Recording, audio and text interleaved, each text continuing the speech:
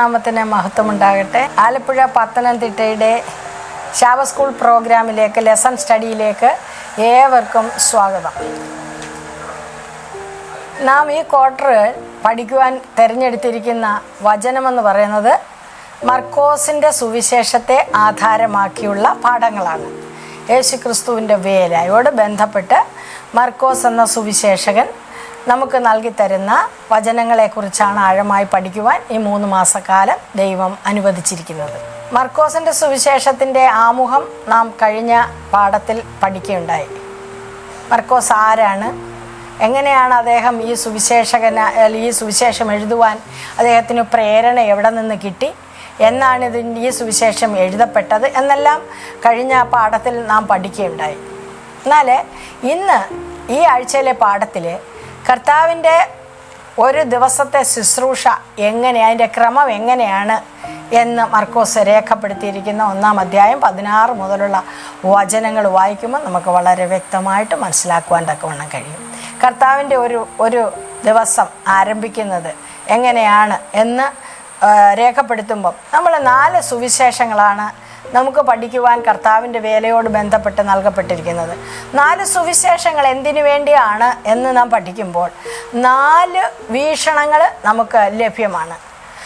അതിൽ മത്തായിയുടെ സുവിശേഷം നാം പഠിക്കുമ്പോൾ മത്തായി യഹൂദ ജാതിയെ പ്രൊജക്റ്റ് ചെയ്തുകൊണ്ട്, അല്ലെങ്കിൽ അവരെ കൂടുതൽ ഊന്നി പറഞ്ഞുകൊണ്ട് അവരുടെ ഇടയിലേക്ക് മശിഹ വന്നു എന്ന് സാക്ഷിക്കുമ്പോൾ മർക്കോസ് കർത്താവിൻ്റെ വേലയാണ് എടുത്തു കാണിക്കുന്നത്. കർത്താവിൻ്റെ പ്രവൃത്തിയെ കൂടുതലായിട്ട് ഊന്നി പറയുന്നത് നമുക്ക് വായിക്കുവാൻ കഴിയും. എന്നാൽ വിശുദ്ധ ലൂക്കോസ് ആ സുവിശേഷം രചിച്ചപ്പോൾ കർത്താവിൻ്റെ വംശാവലിയെക്കുറിച്ച് പഠിക്കുമ്പോൾ കർത്താവ് ആദാമിൻ്റെ മകൻ, അല്ലെങ്കിൽ മാനവരാശിയിലേക്ക് കടന്നു വന്ന, മനുഷ്യകുലത്തിലേക്ക് കടന്നു വന്ന ദൈവമാണ് എന്ന് കാണുന്നു. എന്നാൽ മർക്കോസ് പറയുന്നത് ദൈവപുത്രൻ എന്നാണ്. ദാവീദിൻ്റെ പുത്രൻ എന്ന് മത്തായി പറയുമ്പോൾ മർക്കോസ് ദൈവപുത്രൻ എന്ന് പറയുകയാണ്. ആദാമിൻ്റെ പുത്രൻ എന്ന് ലൂക്കോസ് പറയുമ്പോൾ യോഹന്നാൻ അപ്പോസ്തലൻ ദൈവമാണെന്ന് പറയുകയാണ്. ഇതാണ് ഇതിൻ്റെ 4 വീക്ഷണങ്ങൾ നമ്മൾ മനസ്സിലാക്കേണ്ടതായിട്ടുള്ള കാര്യം. ഇവിടെ 4 സുവിശേഷങ്ങളിൽ കർത്താവിൻ്റെ വേലയുടെ വിവിധ വശങ്ങൾ വിവിധ രീതിയിൽ 4 പേരും രേഖപ്പെടുത്തിയിട്ടുണ്ട്. ഇവിടെ നമുക്ക് നൽകപ്പെട്ടിരിക്കുന്നത് ഇന്ന് ആദ്യമായിട്ട് കർത്താവിൻ്റെ വേലയുടെ ആരംഭത്തിൽ കർത്താവ് ശിഷ്യന്മാരെ വിളിക്കുന്നതിനെ കുറിച്ച് മർക്കോസിൻ്റെ സുവിശേഷം 16-ാം അധ്യായം 1-16 മുതൽ വായിക്കുന്നു. അവൻ ഗലീല കടൽപ്പുറത്ത് നടക്കുമ്പോൾ ശീമോനും അവൻ്റെ സഹോദരനായ അന്ത്രയോസും കടലിൽ വല വീശുന്നത് കണ്ടു. അവർ മീൻ പിടിക്കുന്നവർ ആയിരുന്നു. യേശു അവരോട്, എന്നെ അനുഗമിക്ക, ഞാൻ നിങ്ങളെ മനുഷ്യരെ പിടിക്കുന്നവരാക്കുമെന്ന് പറഞ്ഞു. ഉടനെ അവർ വല വിട്ട് അവനെ അനുഗമിച്ചു എന്ന് രേഖപ്പെടുത്തിയിരിക്കുകയാണ്. ഉടനെ അവർ വല വിട്ട് കർത്താവിനെ അനുഗമിക്കുന്ന ഒരനുഭവം മർക്കോസ് രേഖപ്പെടുത്തുമ്പോൾ അങ്ങനെ അല്ല എന്ന് നമുക്ക് യോഹന്നാൻ വെളിപ്പെടുത്തി തരുന്നുണ്ട്. എങ്ങനെയാണ് പത്രോസും അന്ത്രയോസും കർത്താവിൻ്റെ ശിഷ്യഗണത്തിലേക്ക് വന്നത് എന്ന് യോഹന്നാൻ വളരെ വ്യക്തമായിട്ട് പറയുന്നുണ്ട്. ലൂക്കോസും രേഖപ്പെടുത്തിയിട്ടുണ്ട്.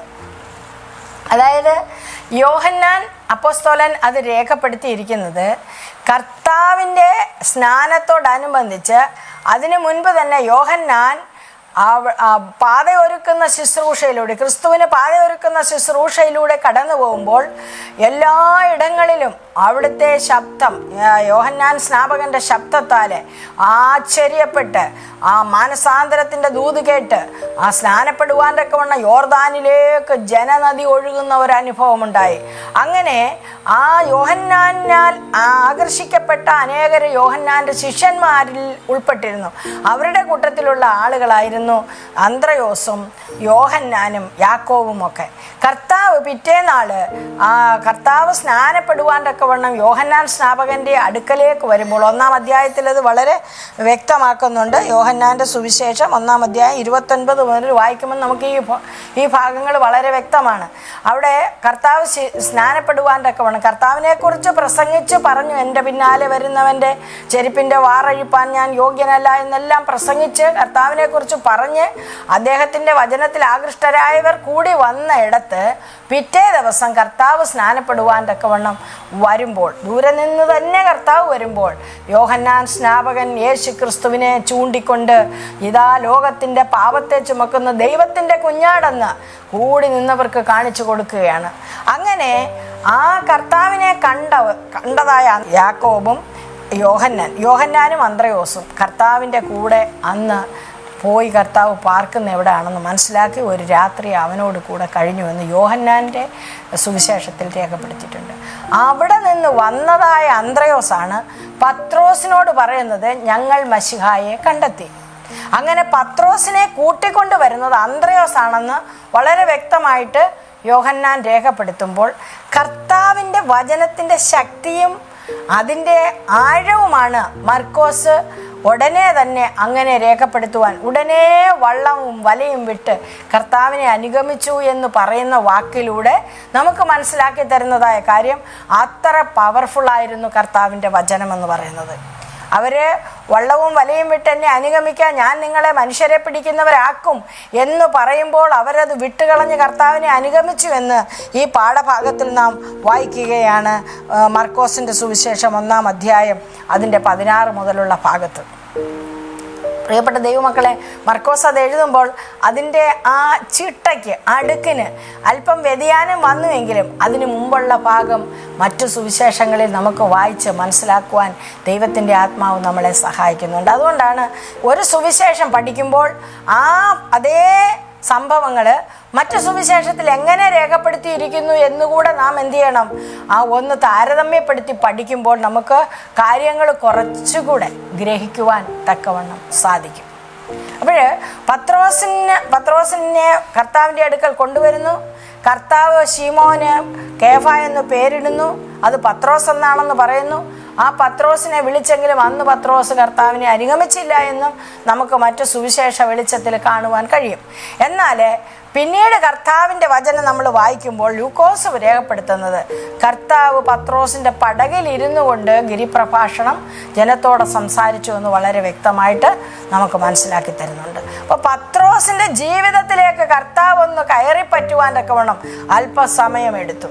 നമ്മൾ കർത്താവിൻ്റെ വചനം കേട്ട മാത്രയിൽ ഏറ്റെടുക്കുന്നുണ്ടോ, അതോ കുറേ അനുഭവങ്ങൾ നമ്മുടെ ജീവിതത്തിൽ വന്നതിന് ശേഷമാണോ കർത്താവിനെ നമ്മുടെ സ്വന്തം രക്ഷിതാവായിട്ട് സ്വീകരിച്ച് പിൻപറ്റുവാൻ നാം തീരുമാനം എടുക്കേണ്ടത്? ഈ വചനം നമ്മൾ ആഴമായിട്ടൊന്ന് ശോധന ചെയ്യേണ്ടതായിട്ടുണ്ട്.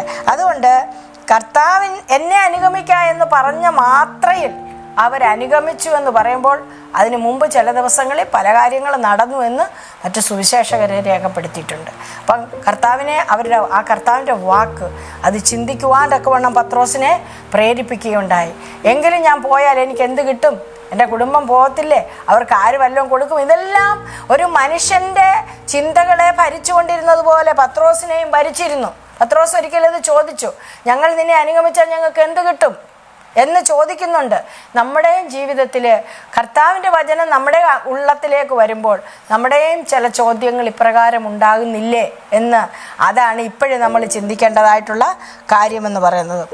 ആ യാക്കോബും യോഹന്നാൻ കർത്താവിനെ യോഹന്നാൻ അപ്പോസ്തലൻ അന്ത്രയോസിനോടൊപ്പം പോയി കർത്താവിൻ്റെ കൂടെ രാപ്പാർത്തു. അവരിൽ വലിയ മാറ്റമുണ്ടായി. അങ്ങനെ യാക്കോബും യോഹന്നാനും സബദിയുടെ മക്കളും കർത്താവ് അവരെ വിളിക്കുമ്പോൾ അവർക്കൊരു പേരിട്ടു, ബോവനേർഗസ്, ഇടിമക്കളെന്നാണ് ആ വാക്കിൻ്റെ അർത്ഥം. അവരുടെ സ്വഭാവമാണ് ആ വാക്കിൽ വെളിപ്പെടുന്നത്.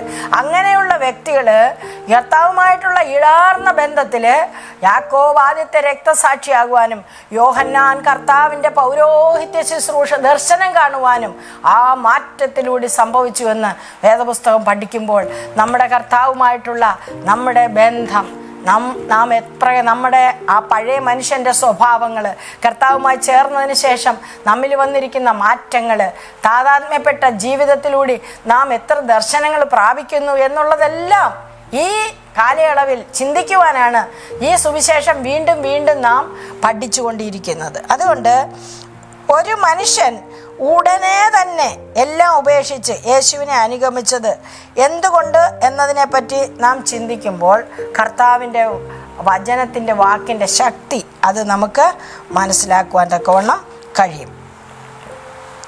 മർക്കോസ് കൂടുതലായിട്ടുള്ള വിശദീകരണമല്ല നൽകുന്നത്, മറിച്ച് കർത്താവിൻ്റെ പ്രവൃത്തിയുടെ ആഴമാണ് വചനത്തിലൂടെ നമുക്ക് മനസ്സിലാക്കി തരുന്നത്. അപ്പോൾ എന്നെ അനുഗമിക്കുക എന്ന് ഇന്നും ആ ശബ്ദം നമ്മെ പിന്തുടരുന്നുണ്ട്.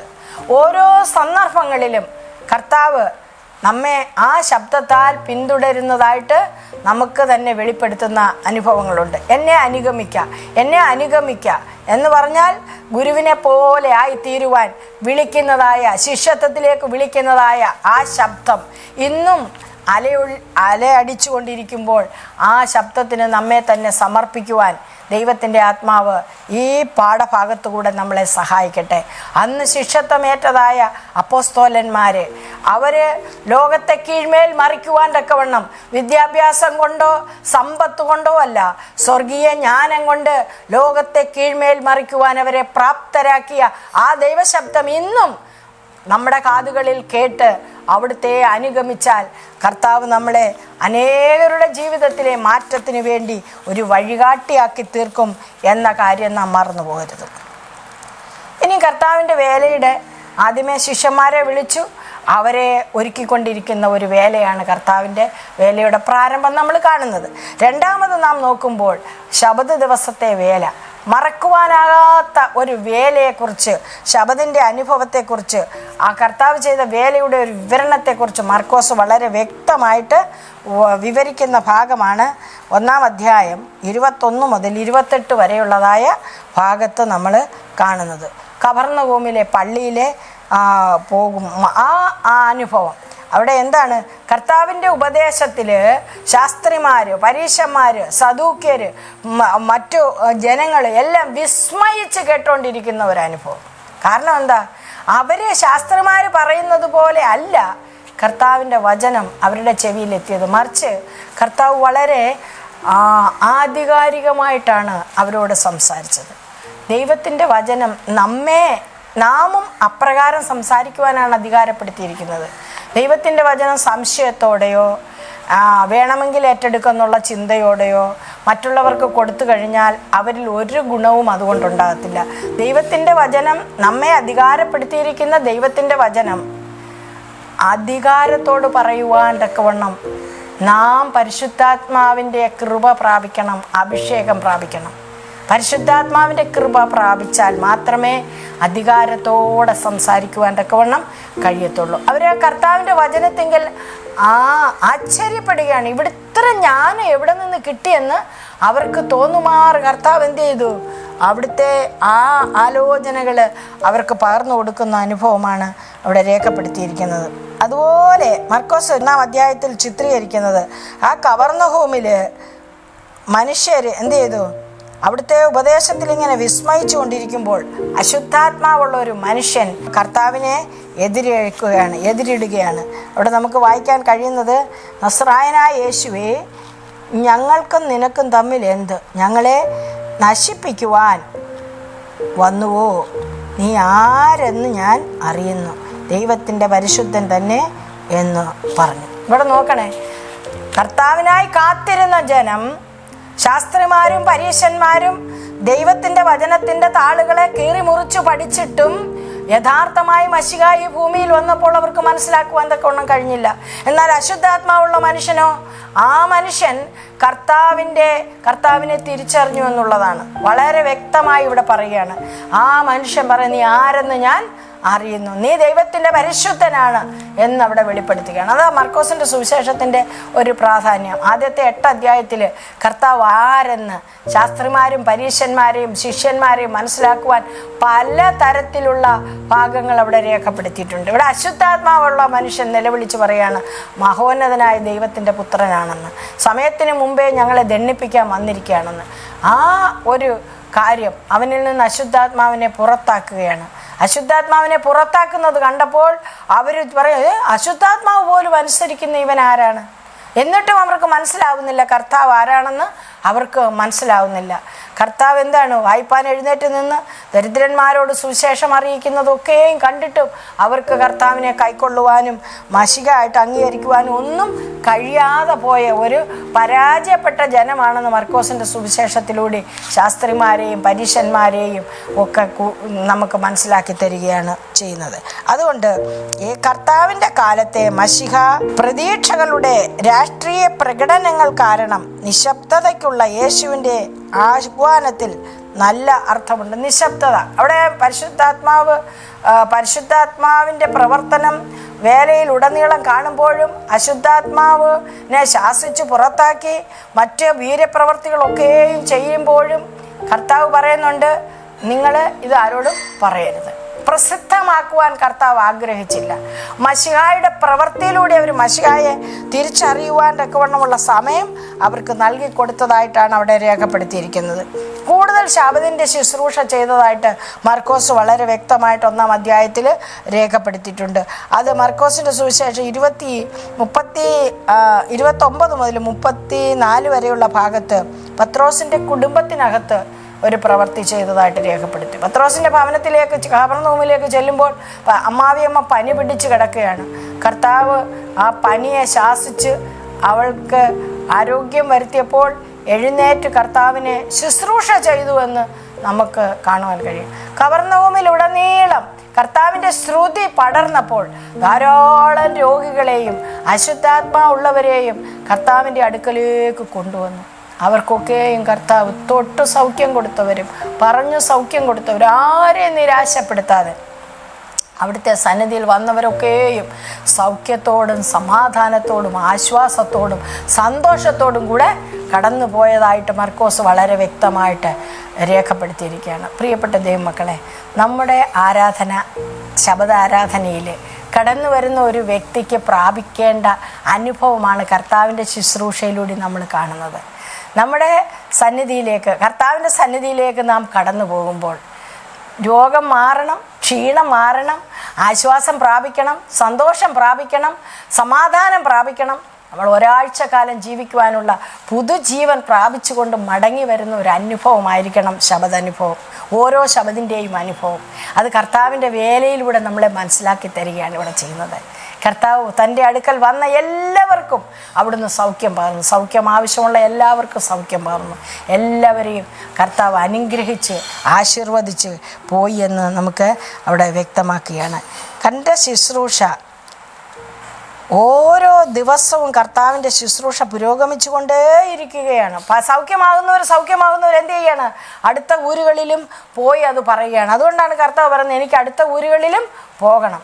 ഈ സാക്ഷ്യം, കർത്താവിനെക്കുറിച്ചുള്ള സാക്ഷ്യം ദേശം മുഴുവനും വ്യാപരിക്കുകയാണ് ചെയ്യുന്നത്. അതാണ് ഗുഡ് ന്യൂസ് എന്ന് പറയുന്നത്. നമ്മൾ പ്രാപിക്കുന്ന ആ സുവിശേഷം അത് മറ്റുള്ളവരിൽ സുവിശേഷമായി പരിണമിക്കണമെങ്കിൽ നമ്മളിൽ വരുന്ന മാറ്റം അതാണ് സാക്ഷ്യമായി പരിണമിക്കേണ്ടത് എന്ന് നമ്മൾ മനസ്സിലാക്കുമ്പോൾ ദൈവം ഒരു ദിവസത്തെ കർത്താവിൻ്റെ ശുശ്രൂഷ ആഴമായി ഒന്ന് പഠിക്കുമ്പോൾ നമ്മുടെ ശുശ്രൂഷയുമായി ഒന്ന് താതാത്മ്യപ്പെടുത്തുവാൻ, നമ്മുടെ ജീവിതവുമായി ഒരു ദിവസത്തെ നമ്മുടെ ജീവിതവുമായി ഒന്ന് തുലനം ചെയ്യുവാൻ നാം ഒന്ന് ശ്രമിക്കുവാണെങ്കിൽ നമ്മുടെ ജീവിതത്തിന് വളരെ മാറ്റങ്ങൾ വരുന്നത് കാണുവാൻ തക്കവണ്ണം കഴിയും. അപ്പോഴേ കർത്താവ് എന്ത് ചെയ്തു? ആ വൈകുന്നേരം സൂര്യൻ അസ്തമിച്ചതിന് ശേഷം ആ സകലവിധ ദീനക്കാരെയും കർത്താവ് എന്ത് ചെയ്തു? അവരുടെ അടുക്കലേക്ക് കൊണ്ടുവന്നു. സകല മനുഷ്യർക്കും അവിടുന്ന് സൗഖ്യം പകർന്നു എന്ന് കാണുവാൻ കഴിയും. ഇനി കർത്താവിൻ്റെ ഒരു പതിവ്, കർത്താവിൻ്റെ അതിരാവിലെയുള്ള സമയം എങ്ങനെ ചെലവഴിക്കുന്നുവെന്ന് നമുക്ക് മാതൃകയാക്കി തന്നിരിക്കുകയാണ് മർക്കോസ്. അതിൽ 1:35 മുതൽ നാം വായിക്കുമ്പോൾ കർത്താവിൻ്റെ പതിവ് ഒരു ദിവസത്തിൻ്റെ പ്രാരംഭം മുതൽ അവിടെ രേഖപ്പെടുത്തിയിരിക്കുക. കർത്താവ് അതികാലത്തെ ഉണരുന്ന ഒരു അനുഭവം നമ്മുടെ മനുഷ്യ ജീവിതത്തിൽ ഒരു വ്യക്തിക്ക് ഏറ്റവും ആവശ്യമായ ഈ കാലഘട്ടത്തിൽ മനുഷ്യർ അതിരാവിലെ ഉണരാത്ത മനുഷ്യരാണ്. കർത്താവിൻ്റെ മാതൃക എങ്ങനെയാണ്? അതികാലത്തെ ഉണരുക മാത്രമല്ല, കർത്താവ് അതികാലത്തെ ഉണർന്ന് വേറിട്ട് പോയി തൻ്റെ പിതാവുമായിട്ട് സംഭാഷണം ചെയ്യും. ആ ദിവസത്തേക്ക് ആവശ്യമായ ഊർജം സംഭരിക്കുവാൻ, ആലോചന സംഭരിക്കുവാൻ, വേല വൃത്തിയായിട്ട് ചെയ്യുവാൻ എല്ലാമുള്ളതായ അനുഗ്രഹമേറിയ ആലോചന പ്രാപിക്കുന്നതിന് വേറിട്ട് പോയി പ്രാർത്ഥനയിൽ ഉറ്റിരിക്കുന്ന ഒരു സാക്ഷ്യമാണ് അവിടെ രേഖപ്പെടുത്തിയിരിക്കുന്നത്. പ്രിയപ്പെട്ട ദൈവമക്കളെ, ദൈവത്തിൻ്റെ വേലയിലായിരിക്കുന്നവരും ഓരോ കർത്താവിനെ അറിയുന്ന ഓരോ വ്യക്തികൾക്കും മാതൃകയാക്കുവാനുള്ള ഒരു വലിയ പാഠമാണ് മർക്കോസ് അവിടെ രേഖപ്പെടുത്തിയിരിക്കുന്നത്. നമ്മുടെ ജീവിതം എങ്ങനെയാണ് ഒരു പ്രഭാതത്തിൽ ആരംഭിക്കുന്നത്? നമ്മുടെ പ്രഭാതത്തിൽ നാം എഴുന്നേറ്റാൽ ഉടനെ എങ്ങനെയാണ് നാം അത് ചെലവഴിക്കുന്നത്? ഇതെല്ലാം ഒന്ന് പുനർവിചിന്തനം ചെയ്യുവാൻ ഈ സുവിശേഷത്തിലെ ഓരോ വാക്കുകളും നമുക്ക് ശക്തി പകരുന്നതാണ്. നമ്മൾ എത്ര സമയം പ്രാർത്ഥനയിൽ ഊറ്റിയിരിക്കുന്നുവോ അത്ര സമയവും നാം റീചാർജ് ചെയ്യുന്ന അനുഭവമാണ്. നമ്മുടെ ജീവിതം കൂടുതൽ അനുഗ്രഹമേറിയതായി തീരുവാൻ പ്രാർത്ഥനാ ജീവിതത്തിന് സാധ്യമാക്കി തരുവാൻ കഴിയും. നാം കർത്താവുമായിട്ട് എത്രമാത്രം സംസാരിക്കുമോ അത്രമാത്രം നമ്മുടെ ജീവിതത്തിന് മാറ്റങ്ങളുണ്ടാകും. ഒരു വ്യക്തി ആരാണെന്ന് പറയണമെങ്കിൽ അവരാരോടെ സംസാരിക്കുന്നു എന്നും ആരുടെ വാക്കാണ് കൂടുതൽ കേൾക്കുന്നതെന്നുമുള്ള കാര്യം നാം മറന്നു പോകരുത്. നമ്മുടെ സംസാരം ആരോടാണോ ആ സ്വഭാവമാണ് നമ്മളിൽ രൂഢമൂലമായി നമ്മുടെ വ്യക്തിത്വമായി നാം എന്ന വ്യക്തി രൂപാന്തരപ്പെടുന്നത്. അപ്പം നാം കൂടുതലും ദൈവത്തോട് സംസാരിക്കുന്നവരാകുമ്പം ദൈവ സ്വഭാവവും ദൈവ ചൈതന്യവും നമ്മുടെ ജീവിതത്തിലേക്ക് വരും. അവിടുത്തെ വചനം നാം കൂടുതൽ വായിക്കുമ്പോൾ നമ്മുടെ പാവ സ്വഭാവങ്ങൾ വെളിപ്പെടുകയും അത് മാറുവാനുള്ളതായ ദൈവശക്തിക്കായി യാചിക്കുകയും ചെയ്യും. ഈ കാര്യം കർത്താവ് തൻ്റെ ജീവിതത്തിലൂടെ നമുക്ക്, ആ പ്രാർത്ഥനാ ജീവിതത്തിലൂടെ നമുക്ക് നൽകി തന്നിരിക്കുകയാണ്. അപ്പോൾ ഒരു ശബദം എങ്ങനെയായിരിക്കണം, ഒരു പ്രഭാതത്തിൽ ഉണർന്നുവാൻ എങ്ങനെയായിരിക്കണമെന്ന് ദൈവത്തിൻ്റെ ദാസൻ മാർക്കോസിൻ്റെ സുവിശേഷം നമുക്ക് നൽകി തരികയാണ്. ഇനി എന്താണ് കർത്താവിൻ്റെ ശുശ്രൂഷയുടെ രഹസ്യമെന്നുള്ളത് നമ്മൾ വീണ്ടും പഠിക്കുമ്പോൾ അവിടെ വ്യക്തമായിട്ട് മനസ്സിലാക്കുവാൻ കഴിയുന്നത്, രാവിലെ ഉണരുമ്പോൾ ദൈവസന്നിധിയിൽ പിതാവിൻ്റെ സന്നിധിയിൽ പോകുന്നു, രാത്രിയുടെ യാമങ്ങളിലും പ്രാർത്ഥനയിൽ ഊറ്റിയിരിക്കുന്നവരനുഭവം. 35 മുതൽ 39 വരെയുള്ള ഭാഗത്ത് വളരെ വ്യക്തമായിട്ട് പറയുന്ന ഭാഗമാണ്. കർത്താവ് ഇരുട്ടോടെ എഴുന്നേറ്റ് പുറപ്പെട്ട് നിർജ്ജന സ്ഥലത്ത് നിന്ന് പ്രാർത്ഥിക്കും. അങ്ങനെ കർത്താവ് എന്ത് ചെയ്യുന്നു? ഓരോ സ്ഥലങ്ങളിലും കർത്താവ് തനിക്ക് വേറിട്ട് പിതാവുമായിട്ട് ഒരു കൂട്ടായ്മ തൻ്റെ ജീവിതത്തിൽ ഉണ്ടായിരുന്നു എന്ന് നമുക്ക് മനസ്സിലാക്കി തരികയാണ്. ആ പ്രാർത്ഥന അനുഭവമാണ് നമ്മുടെ ജീവിതത്തിൽ അനുവർത്തിക്കുവാൻ, നമ്മളെ ശക്തി കേന്ദ്രങ്ങളാക്കി തീർക്കുവാൻ, പ്രാർത്ഥനാ വീരന്മാരാക്കി തീർക്കുവാൻ നാം മാതൃകയാക്കേണ്ടതായ പ്രധാനപ്പെട്ട കാര്യം. നമ്മളുടെ ശുശ്രൂഷ വിജയിക്കണമെങ്കിൽ, നമ്മുടെ ശുശ്രൂഷ കുറ്റമറ്റതാവണമെങ്കിൽ കർത്താവിൻ്റെ ഈ മാതൃക നമ്മുടെ മാതൃകയായി തീരണം. വേറിട്ട പിതാവുമായിട്ടുള്ളതായ ആ സംഭാഷണത്തിലൂടെ നമുക്ക് ലഭ്യമാകുന്ന ആ ശക്തി എന്ന് പറയുന്നത് അതൊരു രഹസ്യമാണ്. പ്രാർത്ഥനയുടെ ആ ശക്തി നമ്മുടെ വേലയെ എത്രമാത്രം അനുഗ്രഹപൂർണമാക്കി തീർക്കുമെന്ന് കർത്താവ് തൻ്റെ ജീവിതത്തിലൂടെ നമുക്ക് കാണിച്ച് തന്നിരിക്കുകയാണ്. കർത്താവിൻ്റെ വേലയിലെ അടുത്ത ഒരു ഭാഗം നമ്മൾ പഠിക്കുമ്പോൾ, വ്യാഴാഴ്ചത്തെ ഭാഗത്തേക്ക് വരുമ്പോൾ, നിങ്ങൾക്കൊരു രഹസ്യം സൂക്ഷിക്കാൻ കഴിയുമോ എന്ന ചോദ്യത്തോടു കൂടിയാണ് ആ പാഠം തുടങ്ങുന്നത്. അവിടെ മർക്കോസിൻ്റെ സുവിശേഷം 40 തൊട്ട് 45 വരെ ഉള്ളതായ ഭാഗത്ത് രേഖപ്പെടുത്തിയിരിക്കുന്ന ഒരു പ്രധാന സംഭവം നാം വായിക്കുമ്പോൾ, ആരോടും പറയരുത് എന്ന് ഒരു വ്യക്തിയോട് പറയുന്നത് നമുക്ക് കാണാം. ഒരു കുഷ്ഠരോഗിയാണ് കർത്താവിൻ്റെ അടുക്കൽ വന്നു മുട്ടുകുത്തിയിട്ട്, നിനക്ക് മനസ്സുണ്ടെങ്കിൽ എന്നെ ഒന്ന് ശുദ്ധമാക്കാൻ പറയുകയാണ്. അപ്പോൾ കർത്താവിൻ്റെ മനസ്സലിഞ്ഞിട്ട് കൈ നീട്ടി അവനെ തൊട്ട്, മനസ്സുണ്ട് ശുദ്ധമാകാ എന്ന് പറഞ്ഞു. ഉടനെ കുഷ്ഠം വിട്ടുമാറി അവന് ശുദ്ധി വന്നു. യേശു അവനെ അമർച്ചയായിട്ട് അവനെ ശാസിച്ചിട്ട് പറഞ്ഞു, ആരോടും ഈ കാര്യം പറയരുത്, എന്നാൽ പുരോഹിതന് നിന്നെ തന്നെ കാണിച്ചു കൊടുക്കണം. നിന്റെ ശുദ്ധീകരണത്തിന് വേണ്ടത് മോശ കൽപ്പിച്ചിട്ടുള്ളത് അത് സാക്ഷ്യമായി അർപ്പിക്കുകയും വേണം എന്ന് പറഞ്ഞു. പക്ഷേ ഈ കുഷ്ഠരോഗി എത്രമാത്രം അമർച്ച ചെയ്ത് കർത്താവ് പറഞ്ഞോ അതൊന്നും വകവെക്കാതെ തൻ്റെ സൗഖ്യം പ്രസിദ്ധമാക്കി എന്ന് കാണുവാൻ തക്കവണ്ണം കഴിയും. ഇവിടെ നമുക്ക് പഠിക്കുവാൻ വലിയൊരു പാഠമുണ്ട്. നമ്മൾ കുഷ്ഠത്തെക്കുറിച്ച് പഠിക്കുകയാണെങ്കിൽ നമ്മുടെ മനുഷ്യൻ്റെ ശരീരത്തിൽ ത്വക്കിലുണ്ടാകുന്ന രോഗമാണ്. അത് ത്വക്ക് പൊഴിഞ്ഞ് വേദനയില്ലാതെ പൊഴിഞ്ഞ് രൂപമാറ്റം മനുഷ്യന് വന്നാലും വേദനയില്ല. അതാണ് കുഷ്ഠരോഗമെന്ന് പറയുന്നത്. ആ കുഷ്ഠരോഗത്തെക്കുറിച്ചാണ് ലേവ്യ പുസ്തകത്തിൽ നമുക്ക് വായിക്കാൻ കഴിയുന്നത്. എന്നാൽ അന്നത്തെ കാലത്ത് ഒരു ഡോക്ടറല്ല കുഷ്ഠം. ലേവ്യ പുസ്തകത്തിൽ മോശ എഴുതി വച്ചിരിക്കുന്നത് കുഷ്ഠമെന്നല്ല, എല്ലാ അസുഖങ്ങളുടെയും നോക്കുന്ന ആളെന്ന് പറയുന്നത് ഡോക്ടർ എന്ന് പറയുന്ന മഹാപുരോഹിതനാണ്. ആ മഹാപുരോഹിതനാണ് അതിൻ്റെ വേണ്ട കാര്യങ്ങളെല്ലാം ചെയ്യുന്നത്. ലേവ്യ പുസ്തകം 13 അധ്യായം വായിക്കുമ്പോൾ നമുക്ക് മനസ്സിലാക്കാൻ പറ്റും. എന്നാൽ ഇവിടെ ഈ കുഷ്ഠരോഗി വന്ന് അനേക രോഗികളെ സൗഖ്യമാക്കുന്ന കർത്താവിൻ്റെ സന്നിധി മുട്ടുകുത്തിയിട്ട് പറയുകയാണ്, നിനക്ക് മനസ്സുണ്ടെങ്കിൽ എൻ്റെ കുഷ്ഠവും കൂടി ഒന്ന് മാറ്റിത്തരികയെന്ന്. കർത്താവിന് മനസ്സലിഞ്ഞു എന്നാണ് പറഞ്ഞേക്കുന്നത്. കർത്താവിൻ്റെ മനസ്സലിവാണ് അനേകരുടെ സൗഖ്യത്തിന് കാരണമായി തീർന്നത്. പ്രിയപ്പെട്ട ദൈവമക്കളെ, അനേകരുടെ മാനസികമായ സൗഖ്യം ഇന്ന് ആവശ്യമായ ഒരു കാലഘട്ടമാണ്. ശാരീരിക സൗഖ്യത്തിന് വേണ്ടി ഡോക്ടർമാരുണ്ടെങ്കിൽ മാനസിക സൗഖ്യം കൊടുക്കുവാൻ തക്കവണ്ണം ഒരു ഡോക്ടർക്കും കഴിയാതെ, ഒരു മരുന്നിനും കഴിയാതെ അലയുന്നതായ ആയിരങ്ങളുണ്ട്. അവർക്ക് സൗഖ്യം കിട്ടുവാൻ തക്കവണ്ണം ഒരു മനസ്സലിവോടെയുള്ള സംസാരം മതി. നമ്മുടെ മനസ്സലിവോടെയുള്ള സംസാരം അനേകരുടെ രോഗസൗഖ്യത്തിന്, മാനസിക സൗഖ്യത്തിന് കാരണമായി തീരും. കർത്താവിൻ്റെ അടുക്കൽ കടന്നു വന്നതായ കുഷ്ഠരോഗിയോട് മനസ്സലിഞ്ഞ കർത്താവിനെ തൊട്ടെന്നാണ് പറയുന്നത്. കുഷ്ഠം ആ പാളയത്തിന് പുറത്താണ് കുഷ്ഠരോഗിയെ താമസിപ്പിക്കുന്നത്. ആരുമായിട്ടും സമ്പർക്കപ്പെടുവാൻ കഴിയാത്ത ഒരു രോഗമായിരുന്നു കുഷ്ഠരോഗം. എന്നാൽ കർത്താവ് ഈ കുഷ്ഠരോഗിയെ തൊട്ടു, മനസ്സലിഞ്ഞു തൊട്ടു, അവന് സമാധാനവും സൗഖ്യം കൊടുത്തപ്പോൾ അവനോട് ഒരു കാര്യം പറഞ്ഞു, നീ പോയി മോശ കൽപ്പിച്ചിരിക്കുന്നത് പോലെ ചെയ്യണം. പുരോഹിതന് നിന്നെ കാണിച്ചു കൊടുക്കണം. പുരോഹിതൻ വെർഡിക്റ്റ് ചെയ്യണം ഇവൻ്റെ കുഷ്ഠം മാറിയെന്നുള്ളത്. എന്നിട്ട് പ്രായശ്ചിത്തം ചെയ്യണം. അതെല്ലാം ചെയ്തിട്ട് വേണം നീ ബാക്കി കാര്യമെന്ന് പറഞ്ഞെങ്കിലും ഇത് ആരോടും പറയരുതെന്ന് അവൻ അത് പ്രസിദ്ധമാക്കി. എന്തായിരിക്കും കർത്താവ് അങ്ങനെ പറഞ്ഞതിൻ്റെ കാരണമെന്ന് നമുക്ക് മനസ്സിലാക്കും.